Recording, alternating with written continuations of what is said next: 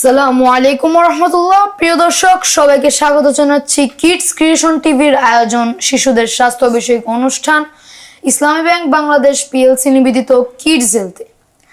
আপনারা জানেন, এই অনুষ্ঠানে আমরা শিশুদের স্বাস্থ্য বিষয়ক সমস্যা নিয়ে আলোচনা করি এবং আপনাদের প্রশ্নের উত্তর দিয়ে থাকি। আজকে আমাদের স্টুডিওতে আমন্ত্রিত হয়ে এসেছেন ডক্টর মোহাম্মদ মুখলিসুর রহমান, সার্জারি সহকারী, রেজিস্ট্রেশন। স্যার, আসসালামু আলাইকুম। ওয়ালাইকুম আসসালাম। ধন্যবাদ রাফি তোমাকে আমাকে এখানে আমন্ত্রণ জানানোর জন্য। আপনাকেও ধন্যবাদ। জি, সেই সাথে কিডস ক্রিয়েশন টিভিকে এবং দর্শকদেরকে আন্তরিক শুভেচ্ছা জানাচ্ছি। স্যার, আমাদের এই অনুষ্ঠানে এসে আপনার কিরকম অনুভূতি হচ্ছে স্যার? আসলে দেখো যে আমাদের স্বপ্ন, সাধনা, আশা, ভালোবাসা, আবেগ, অনুভূতির কেন্দ্রে থাকে আমাদের শিশুরা। তাদেরকে ঘিরেই হচ্ছে আমাদের আগামী দিনের সুন্দর সময় কাটানোর, সুন্দর দেশ গঠনের স্বপ্ন। শিশুদের যে কোনো প্রোগ্রামে ভালো লাগে। একজন চিকিৎসক হিসেবে বিশেষ করে শিশুদের স্বাস্থ্য বিষয়ক আলোচনায় আসতে পেরে অনেক বেশি ভালো লাগছে। আজকের আলোচক বিষয় শিশুদের বিকাশের সুস্বাস্থ্য। তার আগে ছোট্ট করে একটি অনুরোধ, সবাই এই অনুষ্ঠানটিকে লাইক, শেয়ার, কমেন্ট করে অন্যদেরকে দেখার সুযোগ করে দিন। তাহলে সরাসরি চলে যাচ্ছি আমাদের অতিথির কাছে। স্যার, শুরুতেই আমি জানতে চাই, শিশুদের সুস্বাস্থ্য বলতে কি বুঝে? সুস্বাস্থ্য বিষয়টা আসলে এমন একটা বিষয় যে এটা শুধুমাত্র শিশুদের জন্য না, সকলের জন্য সুস্বাস্থ্যের একটি নির্দিষ্ট ব্যাখ্যা আছে। আমরা বলে থাকি যে ফিজিক্যাল অ্যান্ড মেন্টাল সাথে সোশ্যাল ওয়েলবিং, একজন মানুষের শারীরিক, মানসিক, সামাজিক সব দিক দিয়ে সুস্থতাকেই আমরা সুস্থতা হিসেবে পরিগণিত করে থাকি। শিশুদের ক্ষেত্রেও ঠিক তদ্রূপ। শারীরিকভাবে তার বৃদ্ধি স্বাভাবিকভাবে হচ্ছে কিনা, তার প্রাত্যহিক জীবনাচরণ ঠিকঠাক মতো চলছে কিনা, তার মানসিক বৃদ্ধি বা মানসিক অবস্থা স্থিতিশীল, মানে গতিশীল বা বৃদ্ধিজনিত যেটা হওয়ার, বিকাশ হওয়ার কথা, সেটা ঠিক মতো হচ্ছে কিনা, এই সবগুলোরই সামষ্টিক রূপ হচ্ছে সুস্থতা। ছবিটা কোন শতাব্দীতে তুলছেন? অ্যাকাউন্ট খুলতে এরকম বিড়ম্বনা আর নয়। সেলফিন অ্যাপে দেশ বিদেশের যে কোনো জায়গা থেকে অ্যাকাউন্ট খুলতে পারবেন কোনো ঝামেলা ছাড়াই। সেলফিন, আগামীর ব্যাংকিং। জি, ধন্যবাদ। দর্শক পেয়ে গেলেন প্রশ্নের উত্তর। আমি দ্বিতীয় প্রশ্নটি করতে চাচ্ছি। স্যার, শিশুদের সঠিক বিকাশ বলতে কি বোঝায়? আসলে সুস্বাস্থ্যের সঙ্গে বিকাশ শব্দটার একটা চমৎকার সম্পর্ক আছে। বিকাশ শব্দটাকেও আমরা একটু ব্যাপক অর্থে ব্যাখ্যা করতে পারি। যেমন শিশুদের ক্ষেত্রে যদি আমরা চিন্তা করি, এই বিকাশটাকেও আমরা একইভাবে চিন্তা করব যে শারীরিক বিকাশ, মানসিক বিকাশ, তার যে সামাজিক পরিবেশের সঙ্গে খাপ খাওয়ানোর বিকাশ, এই সবগুলোকেই আমরা একত্রে আসলে বিকশিত হওয়া হিসেবে প্রকাশ করে থাকি। যদি আমরা সামাজিক, প্রথমে যদি আমরা স্বাস্থ্যগত বা শারীরিক বিকাশের কথা চিন্তা করি, তাহলে একজন শিশু জন্মগ্রহণের পর থেকে তার বয়স বাড়ার সাথে সাথে যেইভাবে তার বৃদ্ধি হওয়ার কথা, তার লম্বায় বৃদ্ধি হওয়া, তার ওজনে বৃদ্ধি হওয়া, এই সবগুলোই হচ্ছে তার শারীরিক বিকাশের অংশ। আমরা যদি তার মানসিক বিকাশ এবং বুদ্ধিবৃত্তিক বিকাশের কথা চিন্তা করি, তাহলে আমরা চিন্তা করব যে একজন বাচ্চা ছোট থেকে আস্তে আস্তে বড় হচ্ছে, যখন তার বয়স মাসের হিসাবে হিসাব করা হবে, এরপরে বছরের হিসাবে হিসাব করা হবে। এই যে তার আস্তে আস্তে করে শারীরিক বৃদ্ধি হচ্ছে, দিন যাওয়ার সাথে সাথে তার মনোনয়নের পরিবর্তন হচ্ছে কিনা, যে সময়টাতে গিয়ে বাচ্চার কথা বলার কথা বা যে সময়ে গিয়ে যে মানুষের সঙ্গে ইন্টারেকশন করার কথা, সেটা সে ঠিকমতো করছে কিনা, যে সময়টাতে তার কথা শেখার কথা সেই সময় সে কথা শিখছে কিনা, যে সময়টাতে স্যার মানুষের সঙ্গে, পরিবেশের সঙ্গে খাপ খাইয়ে নেওয়ার কথা, সেটা সে নিতে পারছে কিনা। শারীরিক বৃদ্ধির কথাও যেটা বললাম, সেটারও এরকম ব্যাখ্যা আছে যে একটি নির্দিষ্ট সময়ে গিয়ে বাচ্চা বসতে শিখে, তারপর কয়েক মাস পরে একটু দাঁড়াতে শিখে, কয়েক মাস পরে হাঁটতে শিখে। এই যে তার বৃদ্ধিজনিত ব্যাপারগুলো আছে, সেগুলোকে আমরা শারীরিক বিকাশ বলবো। মানসিক বিকাশের কথা তো বললামই, সেই সাথে একজন বাচ্চার মানে মানসিক বিকাশের সাথে তার বুদ্ধিবৃত্তিক বিকাশের একটা সম্পর্ক আছে। কিন্তু বুদ্ধিবৃত্তিক বিকাশটা হচ্ছে যে একটা বাচ্চা যখন আস্তে আস্তে করে চারপাশের পরিবেশ সে যখন অবজার্ভ করছে, আরেকটু বড় হচ্ছে, সে কৌতূহলী হয়ে উঠবে, সে জানার আগ্রহ তার ব্যাপক প্রকাশ পাবে। তো সেগুলো ঠিকমতো হচ্ছে কিনা, সেগুলোও কিন্তু তার বিকাশের অন্তর্ভুক্ত। একটা বাচ্চা যখন বড় হবে, তখন সে আস্তে আস্তে করে পারিপার্শ্বিকতার সঙ্গে নিজেকে মিলিয়ে নেওয়ার চেষ্টা করবে। সে তার আত্মীয় স্বজনকে চিনবে, তার প্রতিবেশীদেরকে চিনবে, এরপর আস্তে আস্তে আরও বড় হবে, স্কুলে বন্ধুদের সঙ্গে খাপ খাওয়াবে। প্রত্যেকটা বিষয়ে জীবনের বৃদ্ধির সাথে সাথে প্রত্যেকটা বিষয়ের সঙ্গে সুন্দর করে খাপ খাইয়ে নিয়ে নিজেকে অগ্রগতি করানোটাই হলো তার মানসিক বিকাশ, বুদ্ধিবৃত্তিক বিকাশ। ধন্যবাদ স্যার, আপনার প্রশ্নের উত্তরটি খুবই ভালো লাগলো আমার কাছেও এবং আশা করি দর্শকের কাছেও। এখন আমি আরেকটি প্রশ্ন করতে চাই, স্যার কি কি কাজ করলে শিশুদের বিকাশে ব্যাঘাত ঘটে? শিশুদের বিকাশের ব্যাঘাত ঘটানোর অনেকগুলো কারণ আছে। এখানে একটা হচ্ছে শিশু, তো সে তো শিশুই, আর তাকে তো আসলে কোনোভাবে কোনো দিক দিয়ে তো দায়ী করার কোনো সুযোগ নেই। সে এসেছে পৃথিবীতে একটি নিষ্পাপ একটি দেহসত্তা নিয়ে। এরপর এই পরিবেশ, এই সমাজ, এই পরিবার, এই সব কিছু পেয়ে তার অন্তরাত্মা, তার জ্ঞান, তার চিন্তা চেতনা বিকশিত হবে, তাই তো? তো সেগুলোকে বৃদ্ধি বা বিকাশের যে অন্তরায় বা যে বিষয়গুলো তার বাধার কারণ হয়ে দাঁড়ায়, সেগুলোর মধ্যে আমরা যদি কয়েকটা হেডিং বলি, তার মধ্যে একটা প্রধানত বলবো যে সে একটা নিরাপদ পরিবেশ পেল কিনা। আল্লাহ মাফ করুক, দুর্ভাগ্যজনকভাবে আমরা অনেক সময় দেখতে পাই যে অনেক বাচ্চা রাস্তায় পড়ে আছে, জি, তার কোনো অভিভাবক নেই, কেউ পরিচয় দিচ্ছেন না। এই ঘটনাগুলো কিন্তু আমাদের সমাজে হচ্ছে। তো সেই বাচ্চার তো কোনো দোষ নেই। তার মানে একটি বাচ্চার বিকাশের প্রথম এবং প্রধান বলবো যে উপকরণ আর না থাকলে অন্তরায়, সেটি হচ্ছে তার একটা নিরাপদ পরিবার, নিরাপদ আবাস, নিরাপদ থাকার জায়গা। জি, দ্বিতীয় যে বিষয়টি সেটি হচ্ছে তার এরপরে তার নিয়মিত বৃদ্ধির জন্য তার প্রয়োজন পুষ্টি এবং খাদ্য, সেটা সে ঠিকমতো সরবরাহ পেল কিনা। সেটা না পেলে সেটা তার বৃদ্ধির অন্তরায়। এরপর হচ্ছে যে বাচ্চার জন্মের পরে প্রধান খাবার তার মায়ের বুকের দুধ, সেটা সে ঠিকমতো পাচ্ছে কিনা সেটা। তারপর হচ্ছে তাকে এই যে আমাদের এখন টিকা, ফ্রি টিকা দেওয়ার যে কর্মসূচি সরকারের পক্ষ থেকে আছে, এটা তো আমাদের অনেক ফলপ্রসূ হচ্ছে মাশাআল্লাহ। সেই বাচ্চাকে যে সময়ে যত মাস বয়সে বা যতদিন বয়সে যে টিকা পাওয়ার কথা, সেই টিকাটা সে ঠিকমতো পেলো কিনা, সেগুলো যদি না পায় সেটা তার অন্তরায়। একজন বাচ্চা যখন আস্তে আস্তে করে বড় হয়ে ওঠে, সেই বাচ্চার ঘুমটা ঠিকমতো হচ্ছে কিনা, সে সামাজিকতার সঙ্গে খাপ খাওয়াতে পারছে কিনা। আমাদের সমাজে এখন সবচেয়ে বড় অন্তরায় যেটা আমি মনে করি যে বাচ্চারা যখন আস্তে আস্তে বড় হয়, আমরা সবাই এটা মনে করবো, সবাই জানি, সেটি হচ্ছে বাচ্চাকে স্বাভাবিকভাবে তার বৃদ্ধির কাজটাকে এবং বিকাশটাকে ব্যাহত হচ্ছে মোবাইল ফোন, স্ক্রিন টাইম। একটা বাচ্চা সে গো ধরে বসে আছে, টেলিভিশনের সামনে কার্টুন দেখছে, খুবই ভালো, ওকে ওখান থেকে সরিয়ে নিয়ে খেলার মাঠে নিয়ে যাওয়া হচ্ছে, তার ভালো লাগছে না। একটা বাচ্চা খেতে চাচ্ছে না, তাকে হাতে মোবাইল ফোন দিয়ে দিতে হচ্ছে, এবং অনেক বাবা মা এটা দিচ্ছেন। এই যে কাজগুলো করছেন, এগুলো বাচ্চা স্বাভাবিক বৃদ্ধিজনিত কারণে, স্বাভাবিক বৃদ্ধির অন্তরায়। এবং সেই সাথে আরেকটা বিষয় গুরুত্বপূর্ণ বাচ্চার বৃদ্ধির জন্য, মানে যেটার অন্তরায় তুমি যেহেতু জিজ্ঞেস করেছো যে কোন জিনিসটা বাচ্চাকে বৃদ্ধি হতে বিকাশে অসহযোগিতা করে, সেটি হচ্ছে তার পারিবারিক শান্তিবোধ। বাচ্চার পরিবারের বাবা মায়ের মধ্যে যদি অশান্তি বিরাজ করে, সেই পরিবারে যদি বাচ্চা ছোট থেকেই একটি বিশৃঙ্খল পরিবেশ পায়, তাহলে সেই বাচ্চা কিন্তু সঠিকভাবে বিকশিত হতে পারে না। এরকম অনেকগুলো কারণ রয়েছে, এগুলো প্রধান কারণ। ধন্যবাদ। এখন আমরা চলে যাচ্ছি আমাদের তৃতীয় প্রশ্ন, সেটা হচ্ছে মোবাইল ফোন শিশুদের বিকাশে কি কি ধরনের প্রভাব ফেলে? জি, আমি এই পয়েন্টটাকেই কিন্তু একটু আগে একটু হাইলাইট করেছি। ওকে, মোবাইল ফোন আবিষ্কার হয়েছে মানুষের জীবনযাত্রাকে গতিশীল করবার জন্যে, জীবনযাত্রাকে সহজতর করবার জন্যে, জীবনযাত্রার মানের উন্নয়নের জন্যে। কিন্তু প্রত্যেকটা জিনিসের সাইড ইফেক্ট রয়েছে। মোবাইল ফোনেরও অন্যতম একটি সাইড ইফেক্ট হচ্ছে এর সদ্ব্যবহারের পরিবর্তে যখন অসৎ ব্যবহার হয়। এই অসৎ ব্যবহার আমি এ অর্থেই বলছি, একটা হচ্ছে যে মোবাইল ফোনের মাধ্যমে অসৎ কাজ করা, আরেকটা হচ্ছে মোবাইল ফোন হাতে পাওয়ার ফলে কাজটা করছি ভালো, কিন্তু টাইমটাকে ইউটিলাইজ করছি না।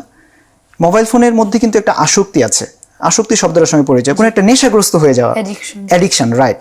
তো মোবাইল ফোনের সাথে কিন্তু আসক্তির একটা ব্যাপার আছে। এটা শুধুমাত্র বাচ্চারা না, বড়রা পর্যন্ত আসক্ত হয়ে পড়ে, যে মোবাইলে যতক্ষণ সময় কাটাচ্ছে খুবই ভালো আছে, মোবাইল ফোনটা হাত থেকে চলে গেল, মেজাজ খিটমিট হয়ে গেল। বাচ্চাদের ক্ষেত্রেও সেম ঘটনাটা ঘটে। একজন বাচ্চাকে আমরা এখন প্রায়শই দেখতে পাই, মায়েদের অভিযোগ বাচ্চা খেতে চায় না, হাতে মোবাইল দিচ্ছে, বাচ্চা খাচ্ছে। অথবা বাচ্চাদের বাবা মায়েদের অনেক ব্যস্ততার কারণে বাচ্চাকে সময় দিতে পারছে না, যার ফলে বাচ্চাকে এর বিকল্প হিসেবে সময় কাটানোর মাধ্যম হিসেবে বাচ্চার হাতে তুলে দেওয়া হচ্ছে মোবাইল ফোন। অথবা বাচ্চাকে টেলিভিশন ছেড়ে দিয়ে বাচ্চাকে বসিয়ে রাখা, সারাদিন সে টেলিভিশন দেখছে। এই জিনিসগুলো যে প্রধান অন্তরায় হয়, একটা বাচ্চা যখন মোবাইল ফোনে সময় কাটায়, সেই বাচ্চাটা কিন্তু স্বাভাবিকভাবে সমাজের অন্য কাজগুলো করার দিকে মনোযোগী হয় না, কারণ এই জায়গাতে তাকে আসক্ত করে রাখে। এই বাচ্চা ভালোভাবে কথা শিখতে পারে না, কারণ সমাজের মানুষের সঙ্গে সে মিশতে পারে না। এই বাচ্চার শারীরিক অনেক ধরনের সমস্যা দেখা দেয়, কারণ এরা খেলার মাঠে গিয়ে সময় কাটাতে চায় না, ওই মোবাইলেই খেলে। মোবাইলে ভিডিও গেম খেলা, যেটা এখন বাচ্চাদের খুবই প্রিয়, মোবাইলেই খেলা, যার ফলে শারীরিক যে খেলার যে এটার সাথে তো মনের একটা সম্পর্ক আছে, এটা করার সে সুযোগ পায় না। এবং এই বাচ্চাগুলোর ক্ষেত্রে দেখা যায় যে মোবাইল ফোনে আসক্ত যখন হয়ে যায়, তখন এই বাচ্চার আচরণ ভালো হয় না, বাবা মায়ের সঙ্গে উদ্ভট আচরণ করে। এবং তাকে এখান থেকে আর ফেরানো যায় না। পরবর্তী সময় ভালো কাজে তাকে নিয়ে যাবে। ইভেন একটা বাচ্চার বাবা মায়ের প্রধান টার্গেট থাকে যে বাচ্চা সময় মতো পড়াশোনা করতে বসুক, এই পড়াশোনা ঠিক মতো করতে চায় না, কারণ মোবাইল ফোনে সে আসক্ত। এবং এই বাচ্চারা শুধু তাই নয়, খাওয়া দাওয়া পর্যন্ত ভুলে যায়। এগুলো নিশ্চয়ই এই সমাজের আমরা সবাই জানি। তো এই কথাগুলো বলার উদ্দেশ্য হচ্ছে যে এই অন্তরায় একটা মোবাইল ফোন একটা বাচ্চাকে এইভাবে পিছিয়ে দিচ্ছে। তাহলে এখান থেকে আমাদের আগেই বলেছি যে শিশুরা হচ্ছে আমাদের স্বপ্ন সাধনা, আশা ভালোবাসার ক্ষেত্র, অতএব তাদেরকে রক্ষা করতে হবে। জি ধন্যবাদ স্যার, আপনার প্রশ্নের উত্তর খুবই ভালো। আপনি যেটা বুঝিয়ে বলেন সবাইকে, এটা অনেক খুবই ভালো। আমি এখন আমার পক্ষ থেকে একটি প্রশ্ন করতে চাই। এই যে 2025-26 এই মহামারীটা হচ্ছে মোবাইলের মহামারী। এখন আমি শিশুদের কাছ থেকে মোবাইলের অ্যাডিকশনটা কিভাবে স্টপ করা যায়, বা আমরা কি করলে শিশুরা শারীরিকভাবে ফিজিক্যাল কাজগুলো করতে অ্যাডিকশন হয়ে যায় মোবাইল ছেড়ে, এটা একটু প্রশ্নের উত্তরটা চাই। আমি মনে করি যে তুমি এই মুহূর্তে যে প্রশ্নটি করলে, তোমার সবগুলো প্রশ্নের মধ্যে এটি সবচেয়ে গুরুত্বপূর্ণ, জনগুরুত্বপূর্ণ প্রশ্ন। এবং স্ক্রিনে আমাদের যেসব অভিভাবকরা আমাদের দিকে তাকিয়ে আছেন, তোমার এই প্রশ্নটি করার ফলে অনেক অভিভাবকের হৃদয় নেচে উঠেছে যে তাদের মনের প্রশ্নটি তুমি করেছো। মোবাইল ফোনে আসক্ত একটা বড় সংখ্যক শিশুরা কিন্তু এখন আছে, বলা যায় বেশিরভাগ। তাহলে আমাদেরকে এখন খেয়াল করতে হবে যে বাচ্চার এখন বয়স কত, সেই বয়সের একটি বাচ্চার করণীয় কি ছিল সেটা দিকে আমাদেরকে ফোকাস করতে হবে। আমি শুরু থেকেই বলছি যে এখন ছোট বাচ্চা, সে পরিবার সমাজ কাউকে চিনে না, আত্মীয় স্বজন চিনে না, তার হাতে একটা মোবাইল ফোন গেলে সে নিজে নিজে ইউটিউবে ঢুকে সার্চ দিয়ে তার কাঙ্ক্ষিত জিনিসটা বের করে সে করছে, অথবা ভিডিও গেম খেলায় ঢুকে যাচ্ছে। তাহলে এখানে সবচেয়ে গুরুত্বপূর্ণ রোল প্লে করবে হচ্ছে অভিভাবক। সবার আগে অভিভাবকদেরকে নিশ্চিত করতে হবে যে বাচ্চাকে মোবাইল ফোন থেকে দূরে কীভাবে সরিয়ে রাখা যায়। দুর্ভাগ্যজনক হলো আমি অভিভাবকদেরকে দিয়ে এজন্যই শুরু করলাম যে অভিভাবকদের মধ্যেও অনেকেই মোবাইল ফোনে আসক্ত, অবশ্যই। যার ফলে এরকম অনেক সময় কিছু ফানি ভিডিও হয়তো বা দেখা যায় বা ছবি দেখা যায় যে বাবা একদিকে মোবাইল চিপছেন, মা একদিকে মোবাইল চিপছেন, বাচ্চা মাঝখানে কী করবে? তো বাচ্চাও ঘুরে টেলিভিশনে দেখে আছে বা সে মোবাইলের দিকে তাকাচ্ছে। তাহলে সবচেয়ে গুরুত্বপূর্ণ যে কাজ, মোবাইল ফোন আসক্তি থেকে দূরে থাকার জন্য বাচ্চাকে সময় দিতে হবে। কি সময় দিতে হবে? ওই যে অতীত দিনে যেভাবে বাবা মারা বাচ্চাকে নিয়ে ঘুরতে বের হতো, খেলতে বের হতো, সেই কাজগুলোতে আমাদেরকে ফিরে আসতে হবে। বাচ্চাকে সময় দিতে হবে, 1 নম্বর। 2 নম্বর হচ্ছে বাচ্চাকে আনন্দদায়ক, বাচ্চার জন্য ওই বয়সের জন্য যে আনন্দদায়ক বিষয়গুলো আছে সেগুলোর সঙ্গে তাকে অভ্যস্ত করতে হবে। কি হতে পারে? বাচ্চাকে নিয়ে অভিভাবকরা বের হবেন, বাচ্চাকে নিয়ে অভিভাবকরা খেলার মাঠে যাবেন এবং বাচ্চাকে নিয়ে খেলতে অভ্যস্ত করবেন। একটা স্বাভাবিক নির্দিষ্ট সময় তাকে খেলতে অভ্যস্ত করবেন। এরপরে হচ্ছে বাচ্চাকে আনন্দদায়ক গল্প শোনাবেন। কে শোনাবেন? বাবা বা মা শোনাবেন, তাকে সুন্দর করে গল্প শোনাতে পারেন। তারপরে হচ্ছে বাচ্চাদের যে তাদের নিয়মিত যে চলাচল, সেটাকে খেয়াল রাখতে হবে যে এই বাচ্চা কোনোভাবে তার সময়, মানে সে কোনোভাবে খিটমিটে মেজাজের হচ্ছে কিনা। মূল কথাটা হলো যে তাকে সময় দিতে হবে এবং বিকল্প ভালো যে কাজগুলো রয়েছে সেই কাজগুলো তাকে অভ্যস্ত করতে হবে। বাচ্চাটা যখন শৈশব থেকে কৈশোরে যাচ্ছে, মানে জাস্ট শৈশব থেকে অতিক্রম করে কৈশোরে যাচ্ছে, তাকে ধর্মীয় বিষয়গুলোতে অভ্যস্ত করে তুলতে হবে। এখন আমাদের বাচ্চারা যখন বড় হচ্ছে, 2-1 প্রথম কথা শিখছে, 2-1 কথাতে আমরা তাকে আগডুম বাগডুম শিখিয়ে দিচ্ছি। সেটা না হয়ে আমরা যারা যে ধর্মে, বিশেষ করে মুসলিম ধর্মে আমরা বিশ্বাসী বেশিরভাগ মানুষ, তো আমরা বাচ্চাদেরকে ছোটোবেলা থেকে ছোটো ছোটো সূরাগুলো শিখিয়ে দিতে পারি, মানে ধর্মীয় বিষয়গুলোতে অভ্যস্ত করা। বাবারা ছেলেদেরকে ছোটোবেলা থেকে মসজিদে নিয়ে যেতে অভ্যস্ত করবেন, একইভাবে মেয়েদেরকেও অভ্যস্ত করবেন, তাদেরকে ছোটোবেলা থেকে ধর্মীয় কাজগুলোতে অভ্যস্ত করবেন। এই জিনিসগুলোতে যখন তারা মজা পেয়ে যাবে, তখন এই মোবাইল আসক্তির মতো ভয়ানক থাবা থেকে আমাদের শিশুরা রক্ষা পাবে আমাদের সমাজ। ধন্যবাদ স্যার, আপনার উত্তরটি খুবই যৌক্তিক ছিল। এখন আমি চলে যাচ্ছি আমাদের পঞ্চম যে প্রশ্ন, সেই প্রশ্নে যে পুষ্টিকর খাবার ও সঠিক খাদ্যাভ্যাস শিশুদের বিকাশের জন্য কতটা জরুরি? কতটা জরুরি যদি 1 নম্বরেই বলি, তাহলে এটা সবচেয়ে জরুরি। কারণ একজন বাচ্চা জন্মের পর থেকেই বৃদ্ধি এবং বিকাশের প্রধান নিয়ামক সরবরাহ করা হচ্ছে তার দৈনন্দিন জীবনের খাবার। স্বাভাবিকভাবে তো তার বৃদ্ধির জন্য তো শরীরে খাবার দিতে হবে। তাহলে এটা হলো সবচেয়ে জরুরি, অনস্বীকার্য, অপরিহার্য, এবং এটি দিতেই হবে। এখানে একটা কথা থেকে যায় যে সঠিক খাবার বলতে কি বোঝায় সেটা আমাদেরকে বুঝতে হবে। এখন আমরা যদি মনে করি যে বাচ্চাকে ভালো খাবার মানে প্রতিদিন অনেক দামি দামি খাবার খাওয়াতে হবে, ব্যাপারটা কিন্তু ঠিক সেই রকম নয়। যেহেতু আমাদের দেশের কথা চিন্তা করলে, আমাদের দেশের আর্থসামাজিক যে প্রেক্ষাপট, এই প্রেক্ষাপট অনুযায়ী সকল বাবা মা তো আমরা যদি একটা খাদ্য তালিকা তৈরি করে দিই, সবাই সেটা এফোর্ড করতে পারবেন না। কিন্তু আমাদের মেডিকেল সায়েন্স বলে যে একজন বাচ্চা বাচ্চা শুধু নয়, যে কারো শারীরিক বৃদ্ধির জন্য, বিশেষ করে বাচ্চাদের বৃদ্ধির জন্য প্রতিদিনের খাবারের সুষম খাবার যেটা, সেটা নিশ্চিত করতে হবে। তাহলে আমরা যদি ছোট বাচ্চার কথা চিন্তা করি, তাহলে সবার আগে মুকুল মানে একদম কুড়ি যেটা, সেটা হচ্ছে শিশু। শিশুদের ক্ষেত্রে আল্লাহর বিধানটাই ঠিক সেই রকম, এবং মেডিকেল সায়েন্সও এটাই বলছে 6 মাস পর্যন্ত অ্যাবসোলুট ব্রেস্ট ফিডিং, শুধুমাত্র মায়ের বুকের দুধ খাবে। এবং আল্লাহ এখানে এত সুন্দর নিয়ামক দিয়েছেন যে বাচ্চার প্রয়োজনীয় পুষ্টি চাহিদা যা আছে সকল ধরনের খাবারের সমন্বয়ে মায়ের বুকের দুধের মধ্যে রয়েছে, এটা নিশ্চিত করতে হবে। দুর্ভাগ্যজনক হলো সত্য, আমরা আজকে কথা বলছি ওই বিষয়গুলো নিয়ে যেগুলো থেকে মুক্ত পেলে আমাদের বাচ্চারা ভালো মতো গড়ে উঠবে। দুর্ভাগ্যজনক হলো সত্য যে অনেক সময় বাচ্চাদেরকে জন্মের পরেই অবহেলার কারণে হোক কিংবা সামাজিক কিছু অনেকে না বুঝার কারণে হোক, বাচ্চাদেরকে মায়ের দুধ থেকে বিরত রেখে এই যে বিভিন্ন ধরনের প্যাকেটজাত দুধ খাওয়াতে অভ্যস্ত করে। বিভিন্ন ধরনের প্যাকেটজাত দুধ খাওয়ায়, রেডিমেড বিভিন্ন দুধ খাওয়ায়, বিভিন্ন এই যে রেডিমেড খাবার যেগুলো বাচ্চাদের জন্য, সেটা উচিত নয়। তাহলে এই বিষয়টা খেয়াল করতে হবে। দ্বিতীয় হলো, বাচ্চা যখন স্বাভাবিক খাওয়া দাওয়া শুরু করে, মানে 6 মাস বয়সের পরে যখন সাপ্লিমেন্টারি ফুড যেটাকে আমরা বলি দেওয়া শুরু করি, সেখানে আমাদের কিছু গুরুত্বপূর্ণ ভূমিকা আছে। প্রতিদিনের খাবারে বাচ্চা যাতে করে শুধুমাত্র পেট ভরলো এটা নয়, বাচ্চা বায়না ধরলো চিপস কিনে দিলাম না, বাচ্চাকে প্রতিদিনের খাবারে যে সে যাতে তার সুষম পরিমাণে প্রোটিন মানে আমিষ, শর্করা, চর্বি জাতীয় খাবার যেটুকু প্রয়োজন এটুকু যেন ঠিকমতো পায় বৃদ্ধির জন্য, এবং সেই সাথে বাচ্চার বৃদ্ধির জন্য যে পুষ্টিকর উপাদানগুলো রয়েছে, সেই পুষ্টি ভিটামিন জাতীয় উপাদানগুলো রয়েছে সেগুলো থাকবে। তাহলে আমরা কীভাবে খাওয়াবো বাচ্চাকে? প্রতিদিন স্বাভাবিক অন্যান্য খাবারের সাথে আমরা যে যা খাই আর কি, যেমন বাচ্চা যখন ভাত খাওয়া অভ্যস্ত হবে স্বাভাবিক ভাত খাবে, এবং এর সাথে শুধুমাত্র মাছ মাংসের অনেক দামি স্পাইসি ফুড দিতে হবে না, বাচ্চার খাবারের সাথে যেন একটা অংশ প্রোটিন থাকে, ডালের মধ্যে অনেক প্রোটিন আছে, সাধ্যমতো মাছ মাংস খাওয়াবে। এরপরে হচ্ছে শাকসবজি, বাচ্চাদের আনন্দের কথা চিন্তা করে, আমার বাচ্চা অনেক ভালো খাচ্ছে এসব চিন্তা করে অনেক সময় শাকসবজি থেকে বাচ্চাকে বিরত রাখা হয়। শাকসবজি আমাদের প্রতিদিনের খাদ্য তালিকার গুরুত্বপূর্ণ একটি অংশ, তো বাচ্চার খাবারের মধ্যে শাকসবজির অংশটা নিশ্চিত করতে হবে। আমাদের চর্বি জাতীয় খাবার যেটুকু দরকার সেটুকু নিশ্চিত হবে। একইভাবে বাচ্চাকে সাধ্যমতো একটু ফল খাওয়াবে প্রতিদিন। সেই ফলটা যে তোমার একদম খুব দামি কোনো একটা ফল হবে বাজারে সেরা দামি তা নয়, একদম মৌসুমি ফল যেগুলো যার ঘরে যেগুলো আছে, গরিব মানুষ ধনী মানুষ তো প্রসঙ্গ নাই, পেয়ারা এটা তো একটা বাসাতেই চাষ করা যায়, অথবা বাজারে কিনে খেতে তো খুব বেশি দাম লাগে না, বড়ই আসতেছে বাজারে, বড়ই কিনে খাওয়াবে সাধ্যমতো, আর আপেল আঙ্গুর বেদানা যার যেটা সামর্থ্য সেটা খাওয়াবে। মানে প্রাত্যহিক জীবনের এই খাদ্যাভ্যাসগুলোকে অবশ্যই গড়ে তুলতে হবে বাচ্চার বৃদ্ধির জন্য। একটা হচ্ছে আমি বলছি শারীরিক বৃদ্ধি, বুদ্ধিবৃত্তিক বৃদ্ধি, এবং সেই সাথে তার রোগ প্রতিরোধ ক্ষমতা বৃদ্ধি করতে হবে। আমি শুরুতে একটা পয়েন্ট মিস করে গিয়েছি, বাচ্চার বৃদ্ধির আরেকটি অন্তরায় তুমি যেটা জিজ্ঞেস করেছিলে সেটি হচ্ছে অসুস্থতা। যেসব বাচ্চাগুলো ঘন ঘন অসুস্থ হয়, তার শরীরে রোগ প্রতিরোধ ক্ষমতা গড়ে ওঠেনি, সেসব বাচ্চাগুলো তো বৃদ্ধি ঠিকমতো হবে না, সে তো ঠিকমতো পড়াশোনা করতে পারবে না।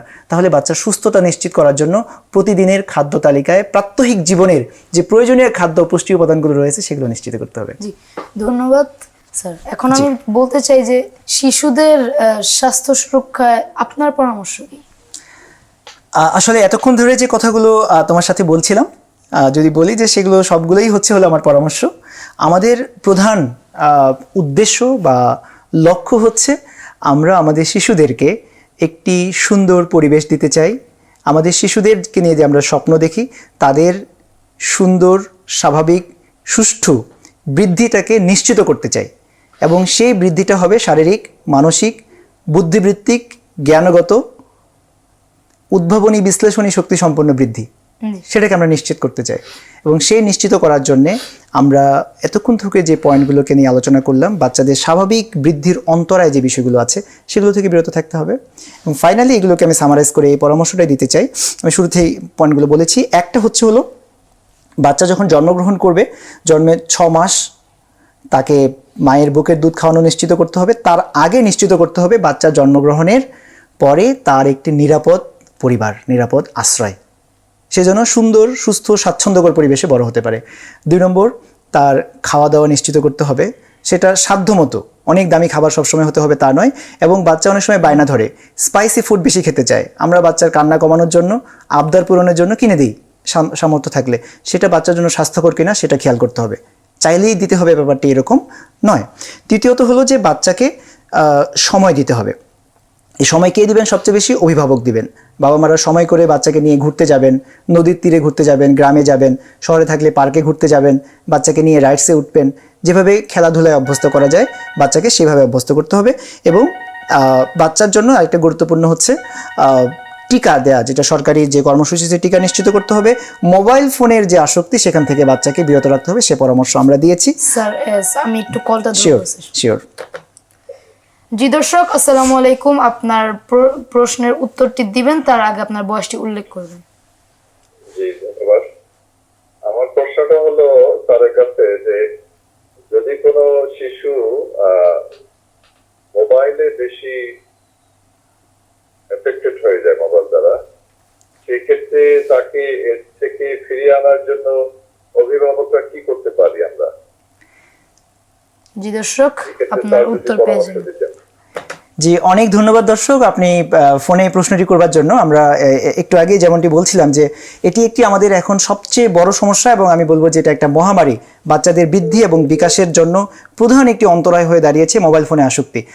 দর্শক, আপনি যেমনটি প্রশ্ন করেছেন যে এখানে অভিভাবকদের ভূমিকা কি, আমরা বলবো যে অভিভাবকদের ভূমিকাই প্রধান, একমাত্র এবং মুখ্য। অভিভাবকরাই অনেক সময় বাচ্চাদেরকে সময় ঠিক মতো না দেওয়ার কারণে, অথবা মোবাইলের দিকে বাচ্চা ঝুঁকে আছে, আমরা অন্য কোনো একটা কাজ করতে পারছি এরকম চিন্তা করে বাচ্চাকে মোবাইল দিয়ে দেওয়া হচ্ছে। এখানে অভিভাবকদের ভূমিকার ক্ষেত্রে আমি যেটি বলছিলাম যে প্রধান কাজটা করতে হবে হলো বাচ্চাকে ছোটবেলা থেকেই মোবাইল থেকে দূরে রাখার অভ্যাস তৈরি করতে হবে। দ্বিতীয়ত হলো যে বাচ্চা বায়না ধরছে দেখে তার হাতে মোবাইল দিয়ে আমি নিজে নিষ্কৃতি পাওয়ার চেষ্টা করব, সেখান থেকে অভিভাবকদেরকে মুক্ত থাকতে হবে। তৃতীয়ত হলো মোবাইল ফোন যেহেতু একটি আসক্তি বা বাচ্চার জন্য সাময়িক একটু আনন্দের কারণ হয়ে দাঁড়ায়, তাহলে বাচ্চাকে বিকল্প কোনো একটি আনন্দের মাধ্যম অভিভাবকদেরকে নিশ্চিত করে দিতে হবে। সেটির জন্য আমরা বলেছি যে বাচ্চাকে সময় দিতে হবে।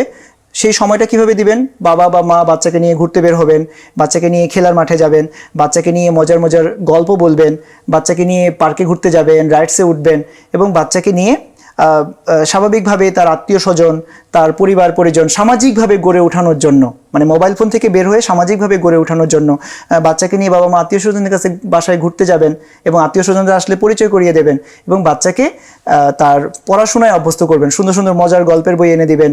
তারপরে ধর্মীয় অনুভূতিগুলোতে বাচ্চাকে ছোটবেলা থেকে অভ্যস্ত করাবেন। যেমন আমরা মুসলিম, বাচ্চাকে ছোট থেকে নামাজে অভ্যস্ত করা, ছোট ছোট সূরাগুলো শেখানো, বাচ্চার মননটাকে পরিশুদ্ধ রাখার জন্য অভিভাবকরা ভূমিকা রাখবেন। দর্শক, আশা করি বুঝতে পেরেছেন। ধন্যবাদ। ধন্যবাদ স্যার আপনার এই প্রশ্নের উত্তরটি দেওয়ার জন্য। এখন আমি আরেকটি প্রশ্ন করতে চাচ্ছি যে শিশুরা, আপনি যেরকম বলেছেন যে শারীরিকভাবে খেলাধুলা করবে, আমাদের যে ঢাকা শহরে আমরা টাউনে বড় হয়েছি, আমরা তো ছোটকাল থেকে যারা গ্রামে বসবাস করে তাদের মতো আমরা বেড়ে উঠি না, তাদের মতো আমাদের শরীরের গঠনও না। এখন যদি হঠাৎ করে এই অনুষ্ঠানটি দেখে একটি অভিভাবক চায় যে তার শিশু শারীরিকভাবে খেলাধুলা করতে চাক, এখন তো তিনি ঢাকা শহরের টাউনে এত মাঠ নেই, এই মাঠ খুঁজে পাওয়ার মতো জায়গাও নেই। এখন এই মুহূর্তে আমরা অভিভাবকরা বা আমাদের যে মা বাবা, তারা কি করতে পারে এই মুহূর্তে? অনেক ধন্যবাদ। একটি বাস্তবসম্মত প্রশ্ন তুমি নিয়ে এসেছো আসলে, এবং যে প্রশ্নটি তুমি করেছো এটা আমার কাছে মনে হয় যে তোমার বয়সের, তোমার মতো বয়সের প্রত্যেকটি শিশুর হৃদয়ে এই প্রশ্নটি, এবং এটা মনে হয় অনেকের হৃদয়েরও কান্না যে আমরা খেলতে চাচ্ছি কিন্তু খেলার মাঠ পাচ্ছি না। তো এই খেলার মাঠের জায়গার সমাধান তো আমার পক্ষে দেওয়া সম্ভব নয়, তবে তোমার এই প্রশ্নটি কিশোর মনে উকি দেওয়াতে আমার বিশ্বাস এই প্রোগ্রাম যদি কর্তৃপক্ষ, সরকার কর্তৃপক্ষ বা যারা এই ব্যবস্থাপনার দায়িত্বে আছেন তাদের কাছে যদি যায়, তারা বিষয়টি নিয়ে ভাববেন। তবে এখন কি করণীয়? এখন করণীয় হচ্ছে যে যদিও আমাদের অপ্রতুলতা রয়েছে খেলার মাঠের বা উন্মুক্ত সময় কাটানোর কিছু অপ্রতুলতা রয়েছে সত্য, কিন্তু একেবারে নাই তা বলা যাবে না। সেক্ষেত্রে যার বাসা যেখানে, তার নিকটবর্তী কোনো মাঠ, কোনো ফাঁকা জায়গা যদি পায়, বা আমরা সেখানে বাচ্চাকে নিয়ে ঘুরতে যেতে পারে। এমনকি যারা এরকম কোনো আবাসিক এলাকায় থাকে, আমরা তো দেখি যে সেখানকার বাচ্চারাও অনেক সময় যে ফাঁকা জায়গা যতটুকু পায় সেখানেই তারা খেলছে। সবসময় যে ক্রিকেট খেলার জন্য বিশাল মাঠ লাগবে এমনটি তো নয়, এই কিছু ক্লোজ ডোর খেলাও রয়েছে, না বাচ্চাকে একটা বিকল্প হিসেবে দেওয়ার এই চেষ্টাটা করতে হবে। পাশাপাশি কিছু পার্ক তো রয়েছে শহরের বাচ্চাদের জন্য, তো এই পার্কগুলো বিশেষ করে, তো সেই পার্কগুলোতে বাবা মারা ঘুরতে নিয়ে যেতে পারেন। তো এরকম চাইলে কিছু সুন্দর সুন্দর ফাঁকা জায়গা কিন্তু খুঁজে বের করতে পারেন। প্রতিদিন হয়তো বা কর্মব্যস্ততার কারণে বাবা মারা বাচ্চাদেরকে সেইভাবে সময় বের করতে পারেন না, তাহলে ছুটির দিনগুলোতে বাচ্চার জন্য বরাদ্দ করবেন। এই ছুটির দিন, যেমন এখন সরকারি ছুটি 2 দিন থাকে বা 1 দিন থাকে, সেদিন বাচ্চাকে নিয়ে তিনি ঘুরতে বের হবেন, বাচ্চার হাত ধরে হাঁটবেন, বাচ্চাকে গল্প শোনাবেন, বাচ্চাকে এই যে এইভাবে বাচ্চাকে নিয়ে যদি বাবা মারা সময় দেন, আশা করি এই সমস্যাটার অনেকাংশেই সমাধান হবে ইনশাল্লাহ।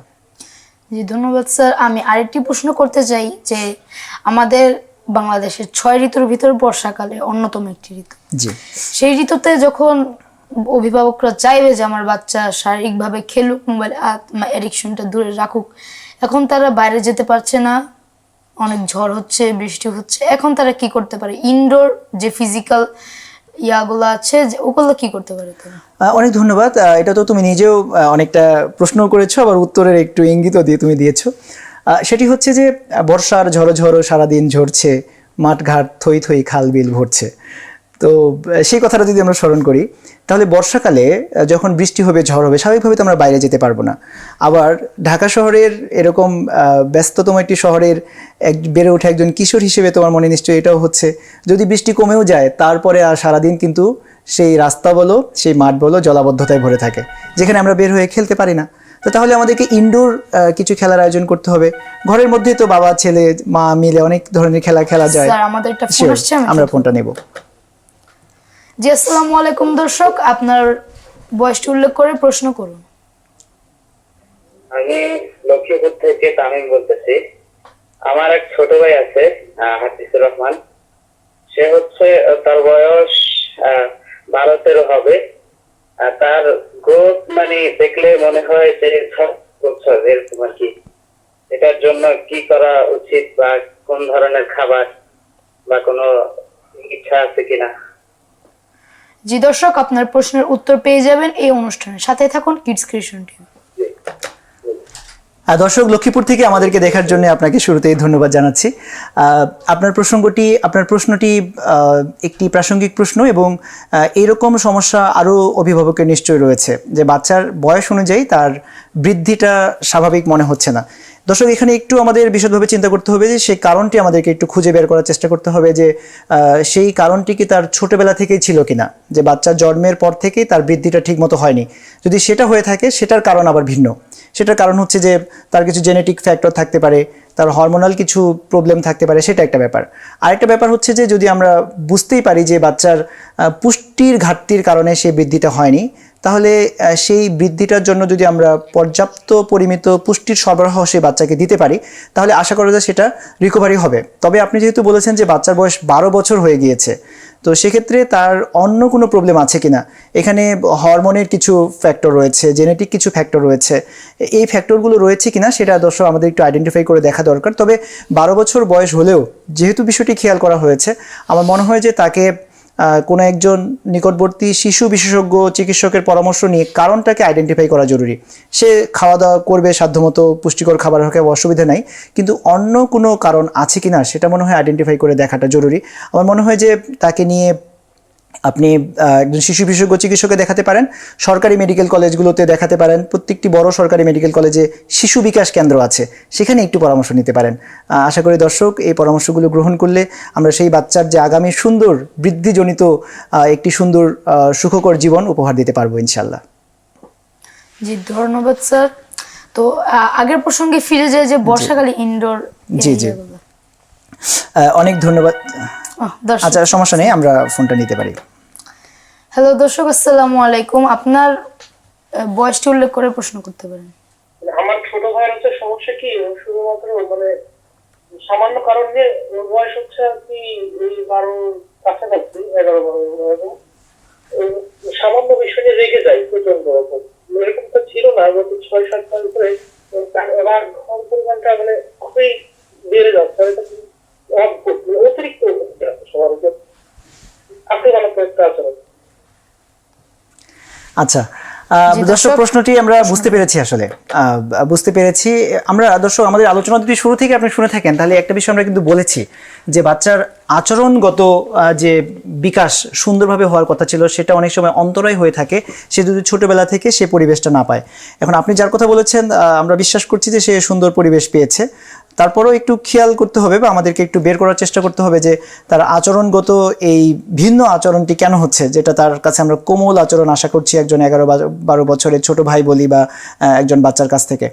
তাহলে একটু আমাদেরকে খেয়াল করে দেখতে হবে যে সে যে পরিবেশে বড় হচ্ছে, সেই পরিবেশটা তার জন্য সুখকর, স্বাচ্ছন্দ্যকর, আরামদায়ক কিনা, মানে পারিবারিক এনভায়রনমেন্টটা তার জন্য সুখকর আছে কিনা, সে যে প্রতিষ্ঠানে পড়াশোনা করছে সেই প্রতিষ্ঠানের পরিবেশটা তার জন্য সুখকর আছে কিনা একটু খেয়াল করতে হবে। কারণ হচ্ছে যে অনেক সময় বাচ্চারা প্রতিষ্ঠানে গেল, হয়তো বা সে কোনো কারণে সেখানে মনক্ষুণ্ণ হয়েছে বা কোনো একটা বিষয়ে সে একটু বিচলিত হয়েছে, তাকে কেউ পাশ থেকে সাপোর্ট দেয়নি, সেরকম কোনো বিষয় আছে কিনা, তাহলে সেটা আমাদেরকে একটু দেখতে হবে।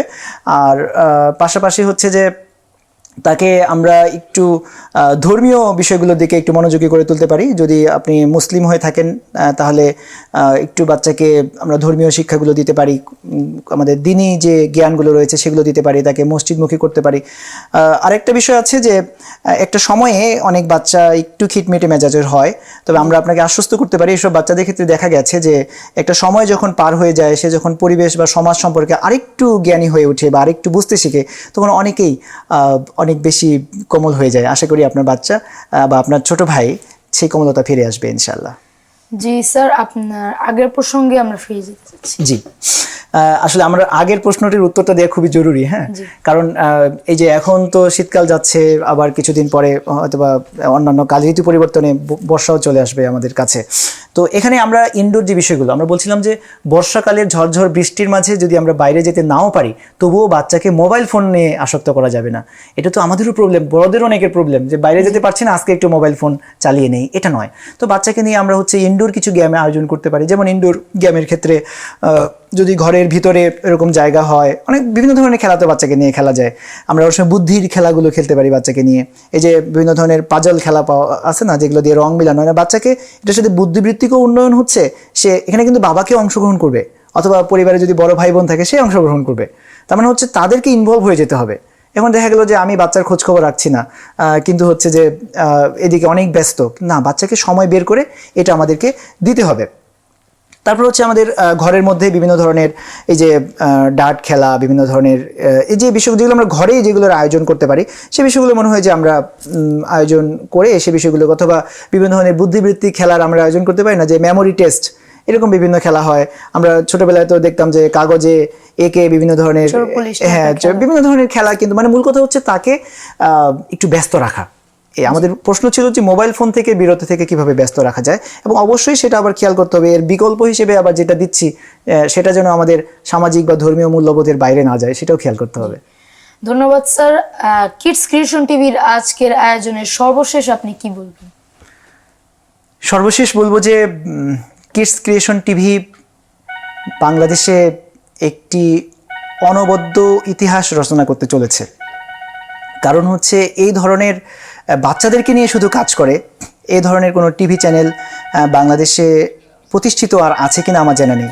অতএব শিশুরা যেহেতু আমাদের আগামীর ভবিষ্যৎ, শিশুদেরকে এরকম সুন্দর মনন, সাবলীল চিন্তা শক্তি, সুন্দর বিকাশ এবং বৃদ্ধি যদি আমরা গড়ে তুলতে পারি, সবার আগে তাদের মনকে যদি আমরা পবিত্র এবং পরিচ্ছন্নতায় ঢেকে দিতে পারি কিডস ক্রিয়েশন টিভির নানাবিধ প্রোগ্রামের মধ্য দিয়ে, তাহলে আমি বিশ্বাস করি বাচ্চাদের শারীরিক বৃদ্ধি, মানসিক বৃদ্ধি এবং তাদের সুস্থতার সমৃদ্ধ আগামী যে আমরা গঠন করতে চাই তাদেরকে নিয়ে, সেটা সম্ভব হবে। কিডস ক্রিয়েশন টিভিকে অনেক ধন্যবাদ, কলাকুশলীদেরকে ধন্যবাদ, কর্তৃপক্ষকে ধন্যবাদ এবং দর্শকদেরকে ধন্যবাদ যারা কিডস ক্রিয়েশন টিভির প্রোগ্রামগুলো নিয়মিত দেখে অনুপ্রাণিত করছেন।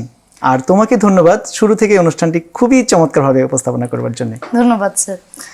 দর্শক, শেষ হয়ে এলো আজকের সময়। আশা করি সম্মানিত অতিথির আলোচনা থেকে আজকে আমরা অনেক উপকৃত হয়েছি। একটি পরিবারে একটি শিশু অসুস্থ হলে যেন গোটা পরিবারটি দুশ্চিন্তায় ছেয়ে যায়। তাই আমরা চাইবো একটি শিশু যাতে সুস্থ থাকে, দুশ্চিন্তামুক্ত রাখে পরিবারকে এবং ভবিষ্যৎ প্রজন্মকেও। আল্লাহ তাআলা যেন বিশেষজ্ঞের পরামর্শ অনুযায়ী আমাদের চলার তৌফিক দান করে। এবং আবারও চলে আসবো আমি অন্য কোনো একটি আয়োজনে, অন্য কোনো একটি অনুষ্ঠানে কিডস ক্রিয়েশন টিভিতে। ততক্ষণ সাথেই থাকুন, আবারও দেখা হবে ইনশাল্লাহ। আসসালামু আলাইকুম ওয়া রাহমাতুল্লাহ।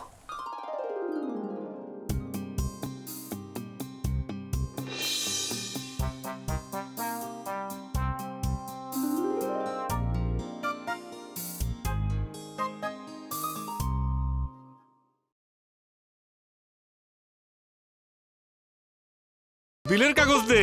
ওস্তাদ, আমি তো সেলফিনে বিল দিছি ওস্তাদ। সেলফিনের মাধ্যমে বিদ্যুৎ, পানি, গ্যাস সহ যে কোনো ইউটিলিটি বিল দেওয়া যায় নির্ঝঞ্ঝাটে। সেলফিন, আগামীর ব্যাংকে। For more updates,